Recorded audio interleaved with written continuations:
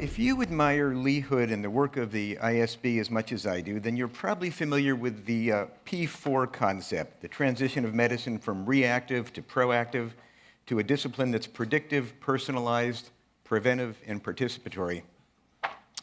Today, as we gather to consider the future of health, I'd like to introduce a fifth P. Now, for the gentleman of a certain age in the audience, a fifth P probably connotes a routine morning activity after several cups of coffee, but I have something different in mind. Staying with systems thinking in the best ISB tradition, but lifting our gaze from the clinic to the entire planet. The fifth P is our planet.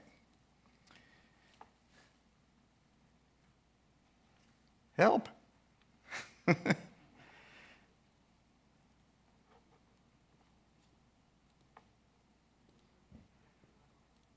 Okay. We live on an infinitely beautiful, complex, and precious planet. We depend on our planet for sustenance, support, inspiration, and well-being, what environmental scientists refer to as ecosystem services. We respond with appreciation, with awe and wonder, and at our best, with a sense of responsible stewardship. Indeed, we need that sense of stewardship.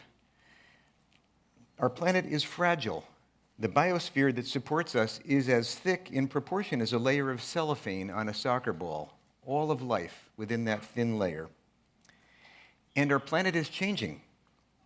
The story may begin here, deep in a mid-19th century Scottish coal mine. Coal had, of course, been recognized for more than 1,000 years and used on a large scale for a century or more, but by the time of this image, in the mid-19th century, coal was making energy available on an unprecedented scale, in turn enabling unprecedented resource exploitation and revolutionizing industry. The seated gentleman is clearly not careless. After all, he took the time to powder his wig before descending into the mine. But he seems to be lighting a pipe, or perhaps it's a firecracker. Either way, an act of reckless insouciance that nicely foreshadows the energy economy of the next century and a half. Or perhaps the story begins here at the Drake Well in northwestern Pennsylvania. Drilled in 1859, this was the first commercial oil well in the United States. Liquid fuel represented another form of plentiful energy, which before long revolutionized transportation and gave rise to a booming synthetic organic chemical industry. Here's an image of human energy use since the 19th century, when large-scale coal and oil use began. Human exploitation of energy skyrocketed in what was historically the blink of an eye. As you can see here, almost all the increase in energy use in the 19th and 20th centuries and up to the present has been from fossil fuels. Coal is in red, oil in green, and gas in purple. Now, all that plentiful energy has had a profound effect on the human storyline. These images depict what's been called the Great Acceleration, a period dating to the last 2 or 3 centuries, and especially the last century. Just since 1950, the human population has almost tripled. Real global GDP has increased 7-fold. Fresh water use has more than tripled. Primary energy use up by 5-fold. Fertilizer use up by more than 10-fold. Whatever the parameter, dam construction, paper production, international tourism, human activity has intensified wildly. Moreover, it's been a stunningly fast acceleration. If the history of our species were scaled to 1 year, this great acceleration would only have begun late in the afternoon of December 31st. And this human activity has profound impacts on Earth's systems, as shown here. Rising levels of greenhouse gases, a warming planet, ocean acidification, alarming losses of fisheries, forests, and biodiversity. The Great Acceleration changed the world and the human relationship with the world in literally epical ways. It ushered in a transition from the Holocene, the 12,000 years during which civilization as we know it emerged, shown as the upper layer in black in this cartoon, to the Anthropocene, a time of profound and rapidly evolving changes in Earth systems. As Christoph Russell and colleagues wrote in a recent issue of the Anthropocene Review, this term pointedly captures the fact that industrial society has made it into the ranks of deep time, bringing about a geological epoch that has no analog in Earth's history. We have changed our world. The emerging field of planetary health proposes that Earth system changes are now so far-reaching that they drive a substantial and increasing proportion of the global burden of disease. We depend on stable Earth systems to survive and thrive. Environmental destruction amounts to self-destruction. This image represents a safe operating space for humanity. The idea that there are limits that, if transgressed, may threaten not only Earth systems, not only human health and well-being, but the very basis of civilization. You'll notice climate change at 12 o'clock and land use change at 9 o'clock, both represented as in a zone of increasing risk, the yellow mark. You'll notice biodiversity at 10 o'clock, showing high risk with regard to genetic biodiversity and unknown risk for functional biodiversity. You'll notice environmental chemical loading at 2 o'clock and aerosol loading at 4 o'clock, with not enough knowledge as to where the limits are. There's active debate around this image, the idea of specific boundaries rather than continuous variables, the relationship between global and regional trends, and so on. But it powerfully conveys the notion that we need to live within limits. We need to understand the consequences of approaching and crossing those limits and commit to wise corrective action. In the next few minutes, I'll offer several examples of the ways in which changing the planet and surpassing planetary boundaries threaten human health and well-being. Climate change, shown here as a leading example, but other global scale changes also impact human health and well-being. I'll mention 4: chemical contamination, changes to water, changes to land, and biodiversity loss. For these 5 examples, the science paints a clear and compelling, if not yet complete, picture. Global environmental change threatens human health and well-being. And the science, in turn, raises questions both conceptual and ethical, questions with which I'll close. Well, this is a diagram showing a simplified systems view of the effects of climate change on human health. This operates through many pathways. Some are primary and direct, such as those due to heat and severe weather events in the red box at the center. Earth system changes lead to secondary effects, ranging from undernutrition to infectious disease risks, shown in the purple boxes at the bottom. Tertiary effects, such as armed conflict and population displacement, shown in the green area to the right, are mediated by more diffuse and complex social interactions. Of course, these categories overlap considerably. Every important form of human suffering is affected: hunger, infectious diseases, non-communicable diseases, traumatic injuries, mental distress. Let's consider a seemingly simple example: the effects of heat. Now, heat-related medical diagnoses, from relatively benign heat rash and heat cramps to potentially fatal heat stroke, are well known.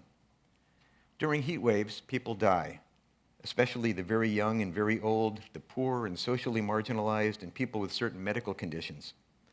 The numbers can be frightful. 70,000 deaths during the 2003 European heat wave, 54,000 during Russia's 2010 heat wave, and uncounted thousands in India during the summers of 2010, 13, 15, and 16. People can adapt to heat, but only to a point. And with more frequent, more intense, and longer-lasting heat events coming, that point will be increasingly exceeded. But heat, usually considered a direct, simple pathway, threatens health and well-being in less obvious ways. Violence and crime rates rise on hotter days. Self-harm may rise as well. Some data suggest an association between heat and suicide. Heat seems to increase the risk of kidney disease, a problem best documented in low-income countries where workers toil in high temperatures without adequate rehydration. In hot conditions, it's more difficult to protect food and water from bacterial contamination. Diarrheal diseases such as Shigella and Salmonella rise during hot weather. Hot weather undermines sleep, and sleep deprivation is a risk factor for many diseases. People reduce their physical activity during hot weather, forfeiting a powerful protection against cardiovascular disease, cancer, depression, and other conditions. Similarly, heat reduces work capacity. to the point that economic output is declining substantially now in very hot places, compounding poverty in these places. Workers are affected in another way. Workplace injuries rise during hot weather. Through these many pathways, from sleep loss to food poisoning to deepening of poverty, heat threatens health and well-being. And heat is just one of the ways in which climate change undermines human health. A second planetary change is the widespread dissemination of synthetic chemicals through the world's ecosystems. Plastics, polymers of simple molecules such as ethylene, propylene, and styrene, are emblematic. Large-scale plastic production began after World War II and has now reached 300 million metric tons per year, or about 40 kilograms for every man, woman, and child on Earth. This means that on average, each human being now alive will account for over 2,800 kilograms of plastic production over his or her lifespan, or 30 or 40 times the body weight. Plastics are persistent. If Michelangelo had sipped water from plastic bottles while painting the ceiling of the Sistine Chapel 500 years ago, those plastic bottles would still exist. For every human being now alive, there is somewhere in the world about 1 metric ton of plastic. Over half of it is waste, some in large pieces, some pellet-sized, some broken down to microplastics. Where is this waste? Well, some of it's in landfills. Some of it's in waterways, a common and heartbreaking sight in many of the world's major cities. Plastic generally floats, so it travels with currents and accumulates in eddies, forming islands that can be as large and imposing as the real thing. From streams, rivers, and harbors, the waste winds its way to oceans, an estimated 5 to 13 million metric tons every year, and rising. Driven by wind and currents, the plastic seems to go everywhere, making this a global problem. It's been found in the deepest ocean trenches, in Arctic ice, in Mongolian mountain lakes, on remote island shores. The world's ocean systems tend to concentrate waste in the 5 great ocean gyres shown on this map.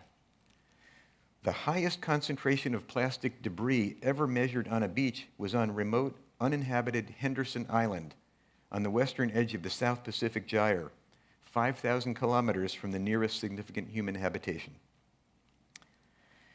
The plastics permeate ecosystems. We now know that some birds confuse plastic bits with food and ingest the plastic, but cannot digest it. An estimated 90% of seabirds now have plastic in their bodies.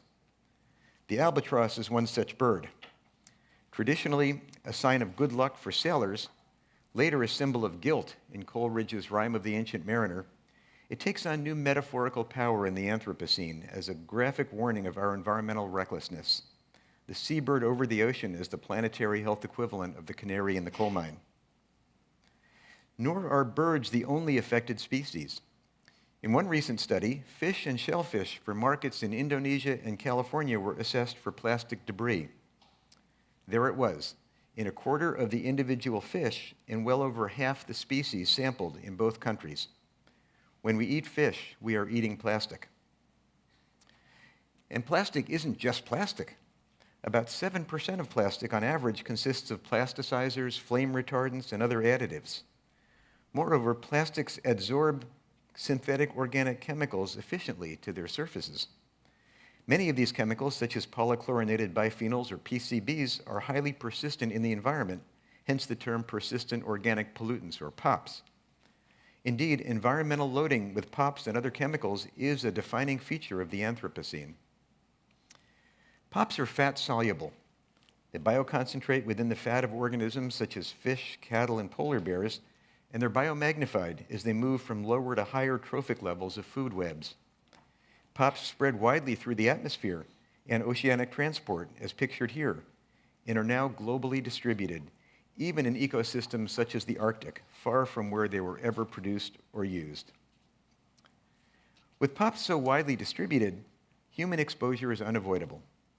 Population sampling, including by the CDC here in the States, shows nearly ubiquitous body burdens in human populations.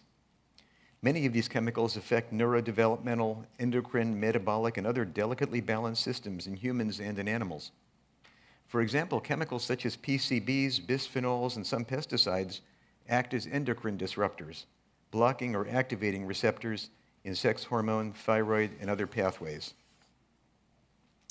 Evidence suggests a surprisingly wide role for these exposures in diabetes, obesity, and lipid abnormalities, non-Hodgkin's lymphoma and cancers of the breast, ovary, and prostate, thyroid disease, neurobehavioral disorders, and reproductive dysfunction. One recent study of Inuit people in the Canadian Arctic found that those with the highest blood levels of PCBs were 2 to 4 times more likely to have diabetes than those with the lowest levels. We don't fully understand the geographic extent of global chemical contamination, its pathways through ecosystems, its full impacts on human health, to what extent these exposures account for rising trends in some diseases, where are the boundaries we should not cross. But as the Lancet Commission on Pollution and Health recently made clear, this planetary change, the loading with chemicals, does no favors to ourselves or to ecosystems. The third story of global environmental change that I'll mention is changes to the planet's water. Not only are oceans becoming fouled by chemicals, not only are they becoming more acid as a result of carbon dioxide loading, but oxygen levels are declining in many places. The blue zones in this image represent hypoxia in the open ocean. The principal cause is climate change. Warmer temperatures decrease oxygen solubility in water and increase the rate of oxygen consumption through respiration. Moreover, warmer temperatures weaken ocean overturning circulation and are predicted to reduce the introduction of oxygen from the atmosphere and surface waters into the ocean interior. This image also shows red spots in coastal areas. There, climate factors also operate to reduce oxygen, but they're eclipsed by something else. Increased loadings of nutrients such as nitrogen and phosphorus in organic matter, primarily from agriculture, sewage, and the combustion of fossil fuels. These low oxygen zones can increase production of nitrous oxide, a potent greenhouse gas. They can reduce eukaryote biodiversity, alter the structure of food webs, and threaten food security and livelihoods along the coasts. In both coastal and inland waters that are overloaded with nutrients, harmful algal blooms can occur. Human health impacts range from mild to severe, as suggested by the inventory of diseases on this slide. Health impacts can be compounded by economic impacts on fishing, recreation, and tourism. These events are becoming more common, a result of ocean warming, nutrient loading, and other factors. In coastal zones, acute outbreaks of hypoxia with or without harmful algal blooms can be catastrophic. One example is Bolanao, a town of 82,000 people on the west coast of Luzon Island in the Philippines. Repeated fish kills in recent years have wreaked havoc with the local tourism and fishing. And local people who depend on fish for dietary protein, as over 2.5 billion of the world's people do, suffer repeated nutritional challenges. We're also altering the planet's river systems. This graph shows the dramatic increase in dam construction around the world over the last century. In some places, such as our own Columbia River Basin, river systems are fully built out. But in other areas, dam construction has only just begun. This image of one river basin in northern India shows 6 existing dams in green, 7 dams under construction in brown, and no fewer than 24 dams in planning stages. Similar patterns exist in the Amazon basin, in China, and elsewhere. Now, dam construction, of course, isn't all bad. Energy poverty is a bad predicament. Reliable energy is a pillar of health and prosperity, and hydro is a relatively clean energy source. But dams come at a cost. River ecosystems are altered, species composition changes, fish populations can be seriously compromised. Large dam projects can displace large numbers of people, as shown in this image of the Three Gorges Dam, with attendant risks ranging from infectious disease to depression and anxiety. Changing conditions along rivers can raise the local risk of malaria, schistosomiasis, and other infectious diseases, and even trigger formation of toxic materials such as methylmercury from the riverbed. Many of these risks can be managed, but it's clear that we're changing river systems on a planetary scale and that human health can be affected. One more water example, not surface water, but groundwater. The depletion of major aquifers by human water withdrawals is well documented. Of the world's 37 largest aquifers, human withdrawals have depleted 21 beyond their tipping points. This map shows the High Plains water system, principally the Ogallala Aquifer. Here's a map of the same area showing water level changes during the past half-century. Groundwater levels have declined dramatically, especially in the southern portion of this system. The red and pink areas you can see indicate declines of over 100 feet. This will certainly aggravate long-standing outmigration from rural areas of the Great Plains as wells run dry. In combination with the stresses of climate change, it also likely portends substantial changes in food production patterns in our country. These directly and indirectly affect people's health and well-being. A fourth example of global environmental change that affects human health is land use change. Human population growth and resource demands have led to dramatic expropriation of land globally. We've transformed as much as half the world's ice-free land surface, much of it from grassland or forest to cropland or pasture for grazing. These changes threaten many species, including us. Consider two examples. The first is infectious disease. Land use change and resulting ecosystem alterations can propel diseases as diverse as malaria, schistosomiasis, Lyme disease, and West Nile. Many mechanisms operate, from changes in microbial ecology to increased contact between humans and vectors. A recently published example is instructive. Scientists based at the University of Vermont were interested in the effect of degraded watersheds on children's health, specifically on diarrhea, the second leading global cause of death among children under 5. They studied nearly 300,000 young children in 35 countries, focusing on measures of watershed quality, the influence of upstream livestock grazing, people, and tree cover on downstream water quality. The researchers found that more intact tree cover in the upper watershed reduced downstream rural children's probability of diarrhea. 30% more tree cover was as protective as a classic public health intervention, sanitation infrastructure. Healthy tree cover in a watershed is good for human health. A second example of the impact of land use change on health is palm oil production in South Asia. Production is increasing as a result of demand for biofuels in Europe and food in India, Indonesia, and China. Oil palm plantations affect local ecology. They're far less biodiverse than primary forests. To clear tropical forests in Indonesia for palm oil production, as well as for other purposes such as timber plantations, fire is commonly used. The resulting smoke blows in defined ways, affecting populations in Indonesia and the Malay Peninsula. Such smoke contains fine particulate matter. In fact, it accounts for over 250,000 global deaths annually. Researchers based at Harvard have studied the Indonesian fires, combining data on land types, land use, fire occurrence, wind patterns, smoke composition, and health outcomes. This is systems biology. Among their findings, the Indonesian fires cause roughly 11,000 excess deaths in the region in an average year.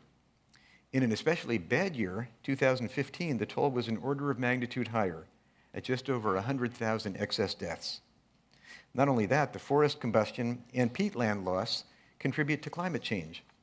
And dietary palm oil contains highly saturated fatty acids that may raise the risk of heart disease and other non-communicable diseases. The final form of global environmental change I'll mention is biodiversity loss, which has accelerated dramatically during the Anthropocene. While this has numerous potential impacts on human health, two examples are illustrative: pollinator loss and fisheries depletion. Pollination by insects is an important form of reproduction for more than 35% of the annual global food production by volume. At least 87 major food crops and up to 40% of the world's supply of some micronutrients, such as vitamin A, depend on pollination by insects.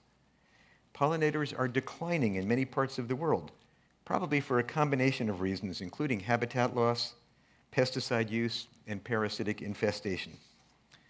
Pollinator loss can reduce the amount of fruits, vegetables, nuts, and seeds in the diet, contributing to vitamin A and folate deficiencies. A recent analysis projects that a 50% loss of pollination would cause about 700,000 additional deaths worldwide each year, mostly as a result of increased ischemic heart disease and stroke due to reduced fruit and vegetable consumption. Fisheries depletion has emerged as a global problem, with about 90% of fisheries now at or beyond maximum sustainable levels of exploitation. This image shows the global distribution of industrial fishing based on a fascinating data set. 22 billion automatic identification system messages from more than 70,000 industrial fishing vessels tracked from 2012 to 2016. Industrial fishing occurs in more than 55% of ocean area, a spatial extent more than 4 times that of agriculture.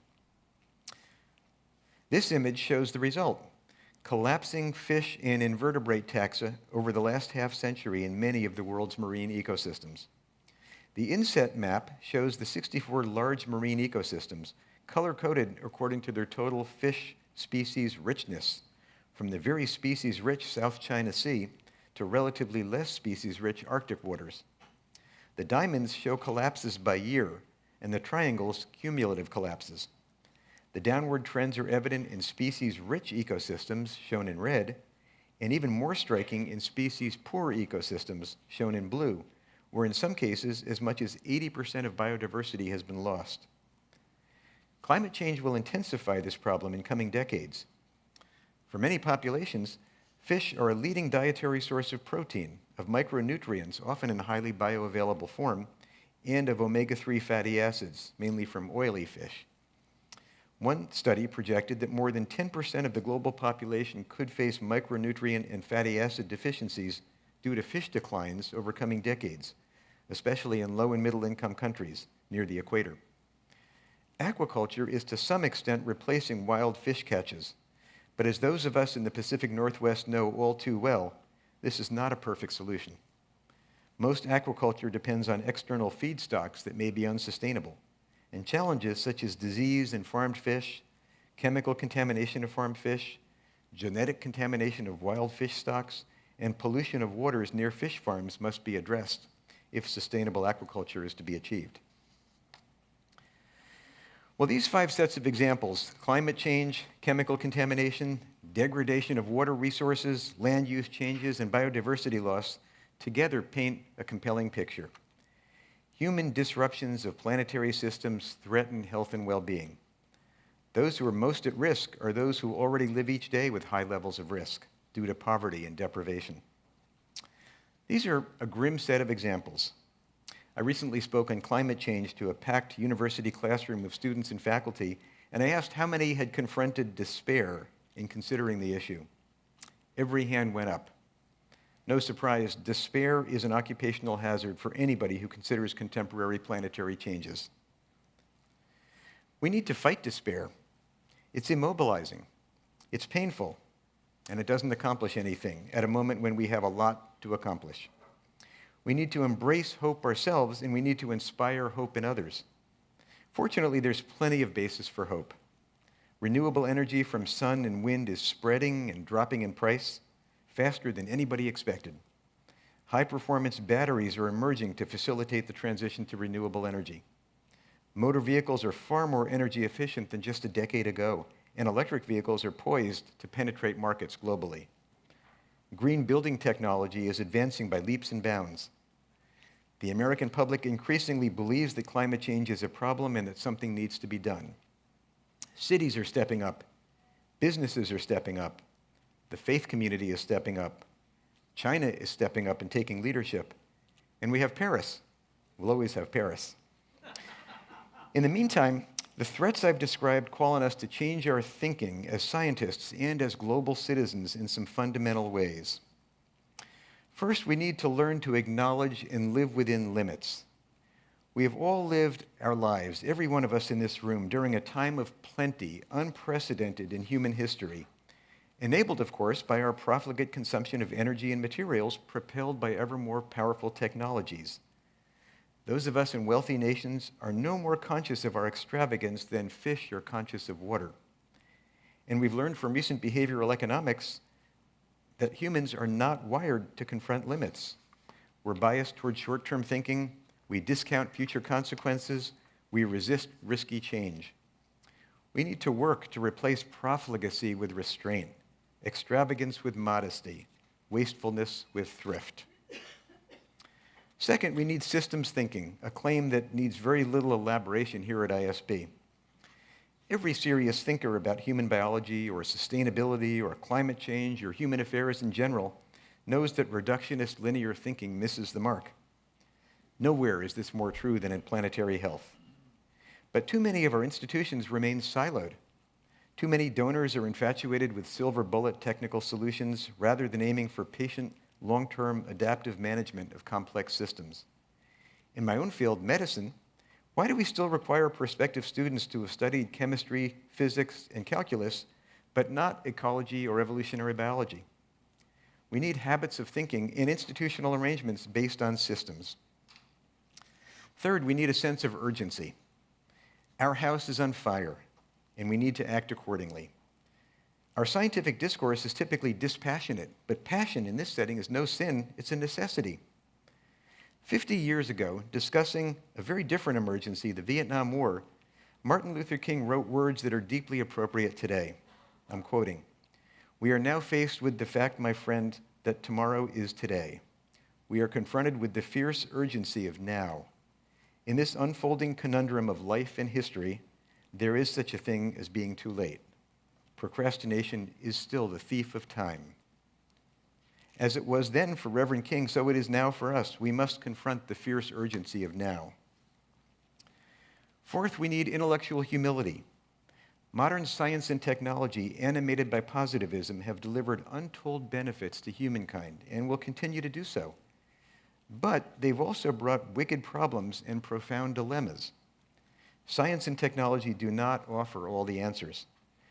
We scientists need to be open to other intellectual traditions, to faith traditions, and to the traditional ecological knowledge of indigenous peoples.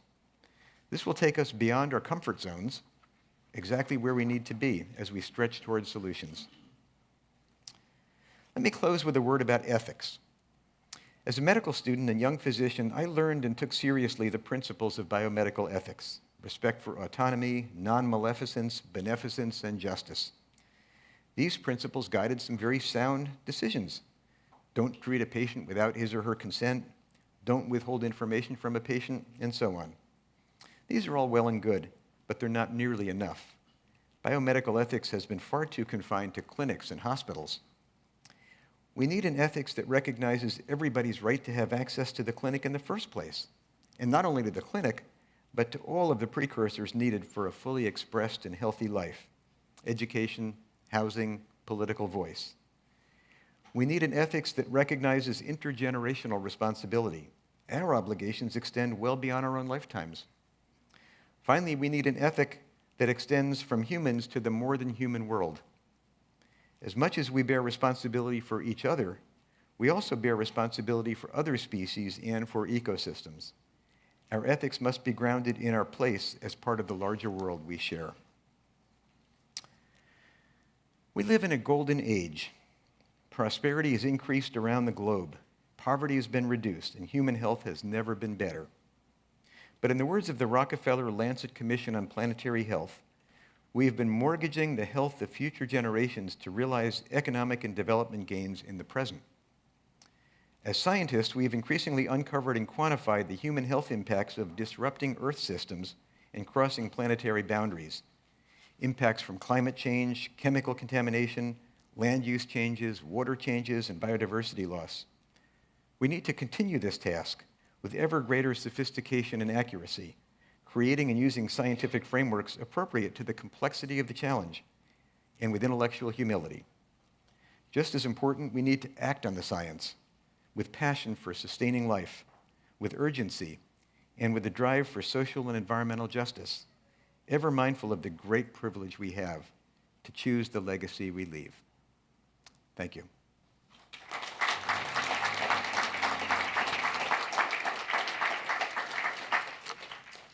I think we have time for questions now, right, Jim?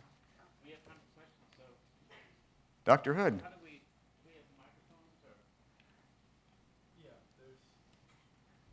We're looking for some walking microphones. Can I just walk down?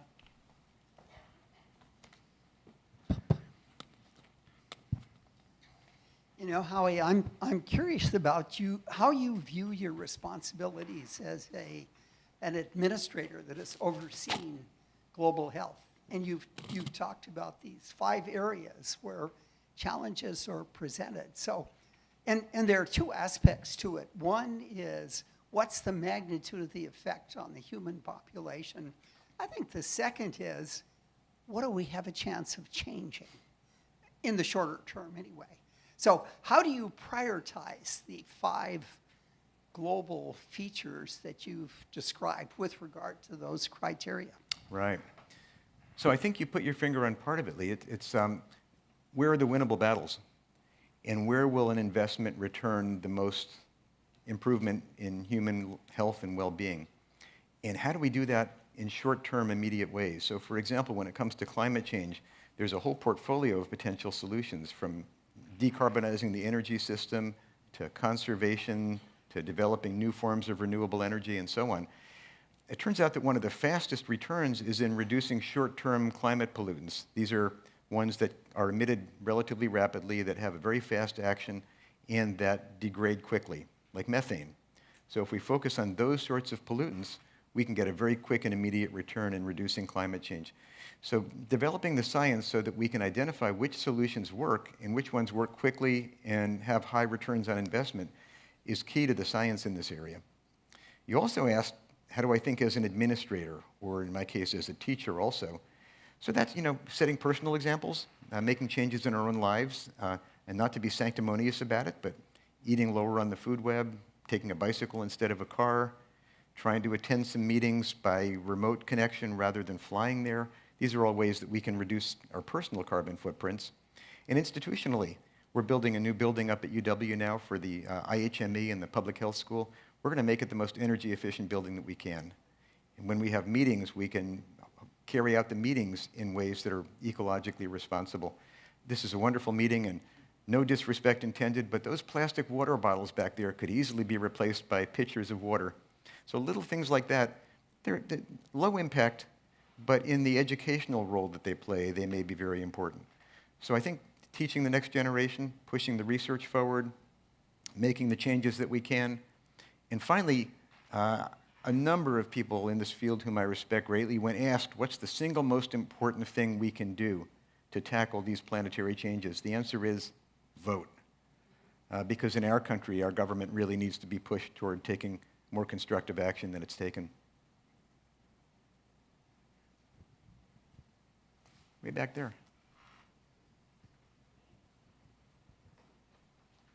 I think if you could just walk to the microphone if you have a question, it might be a little easier. So along that lines, I was wondering what your thoughts are on how we can take some of the messages that you talked about here today to the masses, like people that don't realize right away the impact that some of our industrialization and habits are having on the environment. Do you think the answer is education?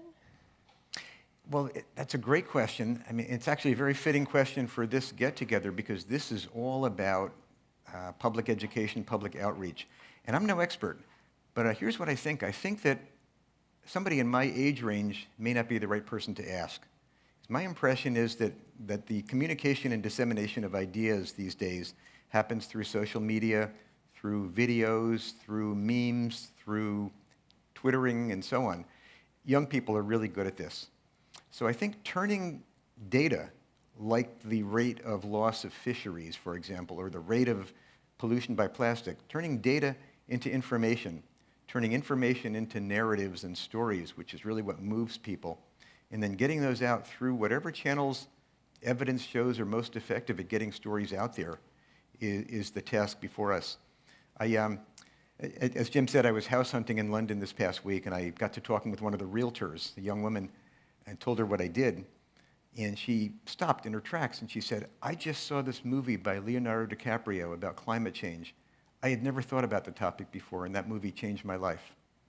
Just an anecdote, but I think what it signifies is that there are effective ways to consolidate information and turn it into compelling narratives, and that's an important thing to do.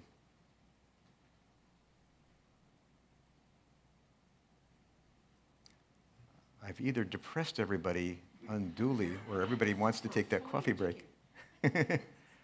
Yes, sir. I would add to what you just said in terms of education. I think beyond creating a narrative for people, I think you have to enable students to create narratives for themselves. So making them more aware of the problem so that they can then critically assess data for themselves and use systems thinking capabilities and problem-solving capabilities to know how they can get engaged is going to be the way we can address the issue. And so there's a disconnect in terms of how we talk about solving the problems and how we teach students to become engaged in that solving process. So I think there might be a key there. I think that's a great point. The educational process is very important. And I'd add to that we need to carry out that education in the context of hope, because it's far too easy to instill despair and hopelessness given the magnitude of these problems. But I think it actually is the case that if we work together, we can tackle these problems and we can solve them. And students need not to be so hopeless that they just turn off and fiddle while Rome burns. So modeling hope and acting on hope rather than fomenting despair is an important part of that educational process. I think the plan now is to walk to the microphone, so those who have comments might just want to do, otherwise Joey's going to have to jog all around the room. Thank you. Fantastic presentation, just a brilliant summary of a massive, impactful information. Thank you. It reminds me of three historic personalities that I'd like maybe you to comment on quickly that kind of frames the context of what we might do as we move forward. I'm thinking of my grandchildren now. So the first is Garrett Hardin at Santa Barbara in his Tragedy of the Commons view, which I think is a very interesting metaphor to much of what you're talking about. The second, obviously, is Paul Ehrlich, when we talk about population, another interesting part of density of impact upon the planet and what we're going to do with population. And the third is a very controversial area of the Meadows that you might recall, Dennis and Donella Meadows' Limits to Growth, that was fraught with all sorts of scientific controversy back in the 70s and early 80s. In the modeling from Forrester, I think was the guy that started that. Could you comment maybe about that landscape of how those three things, which now travel back in time over 30 years, are impacting our thinking going forward? Sure. Thanks. Great question. So the Tragedy of the Commons by Garrett Hardin was a seminal paper in science, and I commend it to everybody to read. It turns out that empirically, the tragedy of the commons does play out. That is, people motivated by self-interest can do things that are destructive to commonly held resources. But Elinor Ostrom, the economist who went on to research this empirically, found that it doesn't always play out. That in social arrangements where people work together to conserve and share resources, those resources can be very effectively conserved.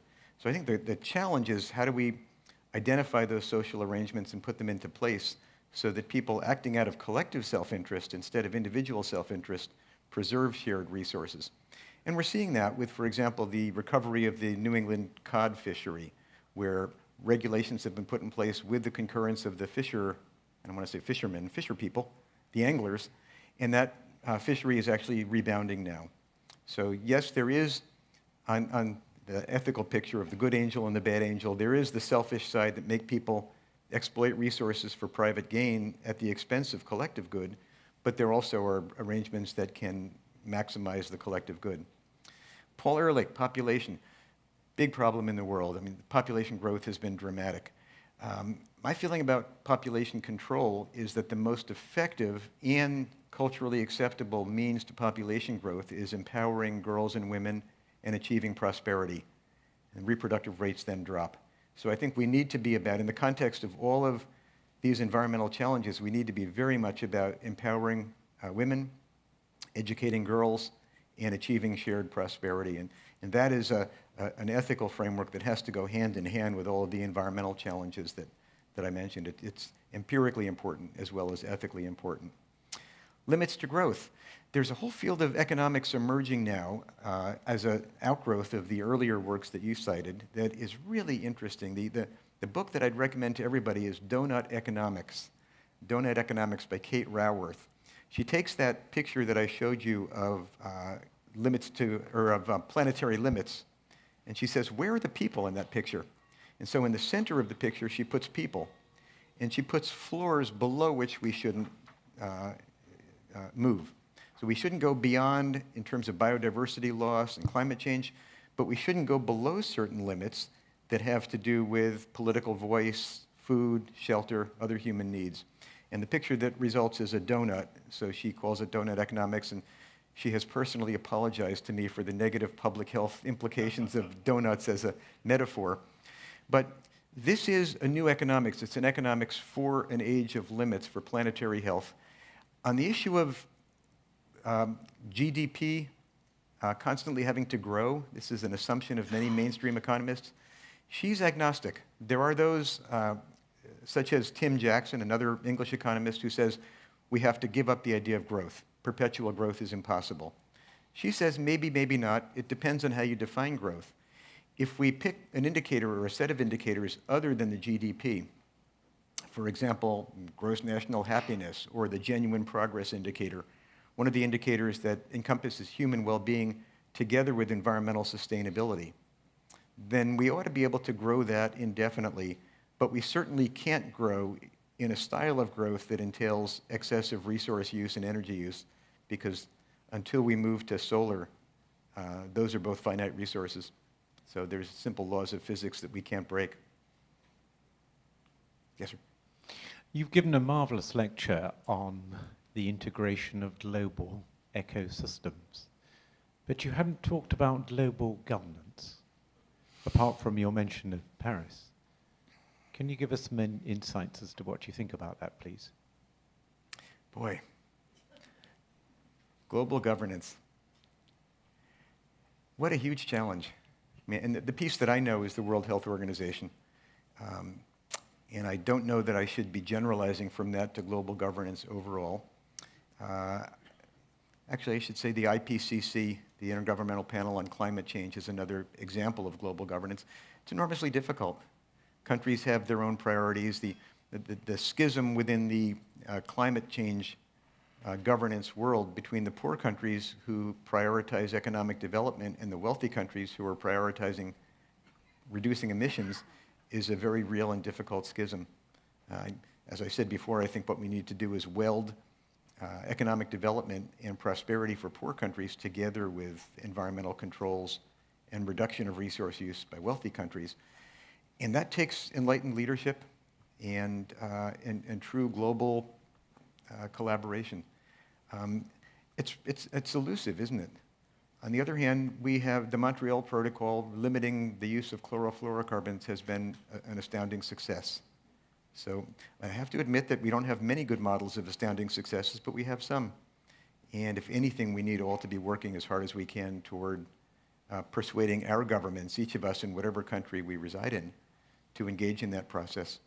It's, our country is a challenge. We spend a smaller proportion of our budget on foreign aid than most countries, at least in the government setting we do. When you combine private giving with government giving, we're actually quite generous people. So I think telling the story, telling the narrative of why global governance and collaboration is so important, changing the narrative from the current administration's idea of a zero-sum game to one where collaboration can actually achieve goals that we need to achieve, is very important. I wish I knew how to do that, but I appreciate you bringing it up. It's a huge challenge.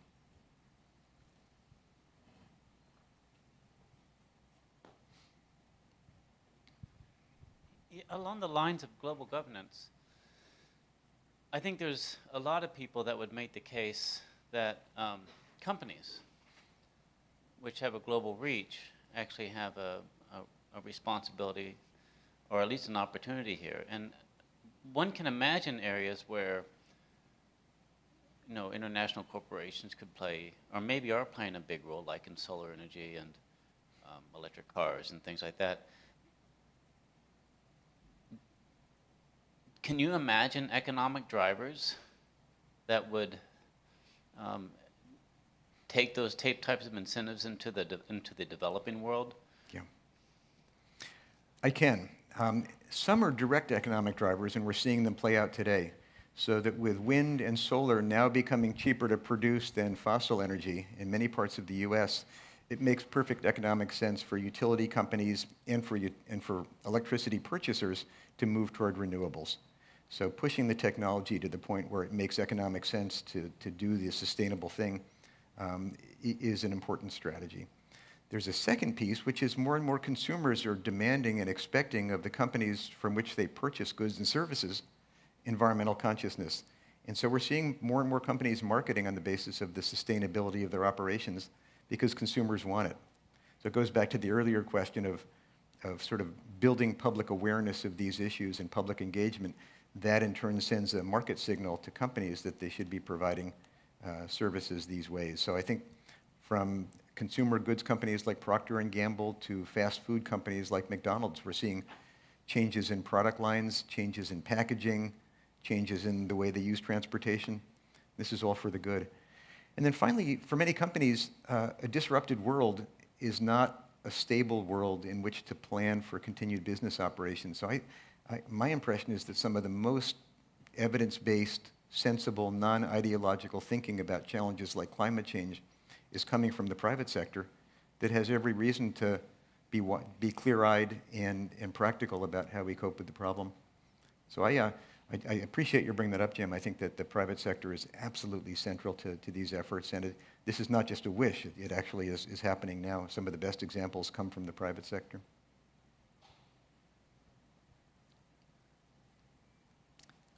Well, if there are no more comments or questions, let me thank you all for the attention. Thank you, Lee, for the invitation to be here. Thank you, Jim. Look forward to coffee break.